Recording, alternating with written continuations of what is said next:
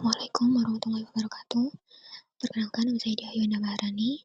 Saya dari Prodi Pendidikan Guru Madrasah Ibtidaiyah, Fakultas Ilmu Tarbiyah, Universitas Islam Negeri Raden Mas Said Surakarta. Di sini saya akan menjelaskan materi tentang objek kajian sosiologi. Selanjutnya, sosiologi itu apa sih? Nah, sosiologi itu adalah ilmu yang mempelajari jaringan hubungan antara manusia dalam masyarakat. Nah, menurut Comte, sosiologi berasal dari kata Latin, yaitu socius, yang artinya teman atau sesama, dan logos dari kata Yunani yang berarti cerita.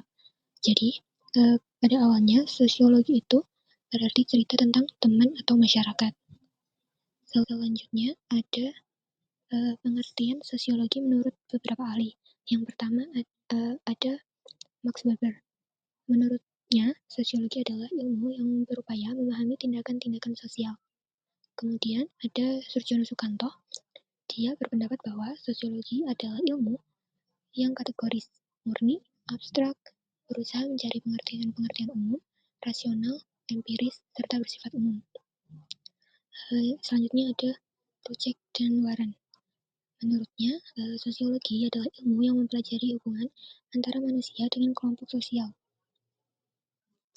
Nah, selanjutnya ada paradigma sosiologi. Apa sih paradigma itu?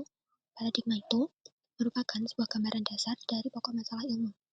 Paradigma itu fungsinya untuk mendefinisikan apa yang harus dikaji, pertanyaan apa yang dapat ditanyakan, dan kaidah-kaidah apa yang harus diikuti dalam menginterpretasikan jawaban yang didapat.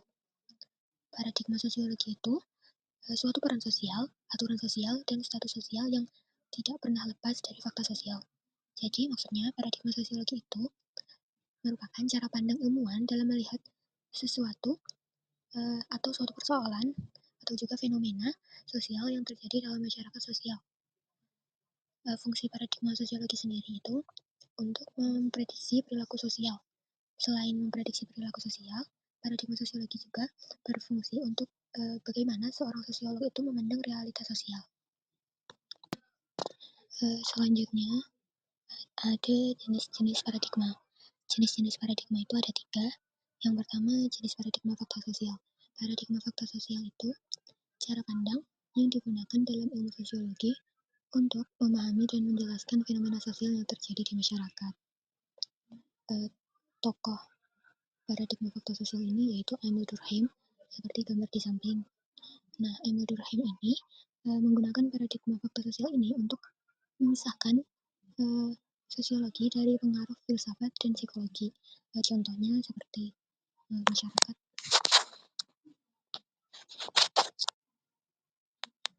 Contohnya seperti masyarakat yang melakukan tindakan sosial dalam memberikan bantuan sosial kepada korban bencana alam. Juga memberikan kebutuhan bahan pokok, obat gratis, dan sebagainya. Yang kedua, ada paradigma definisi sosial. Paradigma definisi sosial itu merupakan suatu konsep dalam ilmu sosiologi yang menjelaskan bagaimana manusia memahami kehidupan sosialnya. Contohnya itu seperti orang yang buang sampah pada tempatnya. Nah, orang itu menunjukkan adanya kesadaran lingkungan dan kepatuhan terhadap norma sosial yang ada. Untuk tokoh paradigma definisi sosial sendiri ada Max Weber seperti yang tertera di gambar di samping.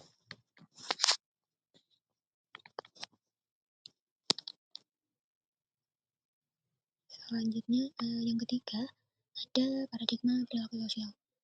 Paradigma perilaku sosial ini salah satu cara pandang di dalam ilmu sosiologi yang fokusnya itu pada di perilaku dan interaksi sosial yang terjadi di lingkungan sekitar. Contohnya itu misalnya ada orang yang ikut perlombaan dan mewakili lomba hingga dia itu memenangkan perlombaan tersebut. Nah, ini menunjukkan bahwa perilaku seseorang itu dapat dipengaruhi oleh rangsangan dan rangsangan dari lingkungan sekitar. Seperti yang di contoh tadi, dia mendapat rangsangan dari lingkungan sekitar untuk mendapat penghargaan dan prestasi. Nah, kan tadi udah bahas tentang definisi sosiologi dan paradigma sosiologi. Jenis-jenis paradigma juga kan udah dibahas. Jadi dapat ditarik kesimpulan bahwa sosiologi itu sebagai suatu disiplin ilmu yang sifatnya itu empiris, teoritis, kumulatif, dan bebas nilai. Nah, sebagai disiplin ilmu, sosiologi itu tuh punya objek tersendiri yang ada di dalam paradigma-paradigmanya. Mungkin cukup sekian dari saya. Bila ada salah kata atau materi kurang jelas, mohon maaf. Assalamualaikum warahmatullahi wabarakatuh.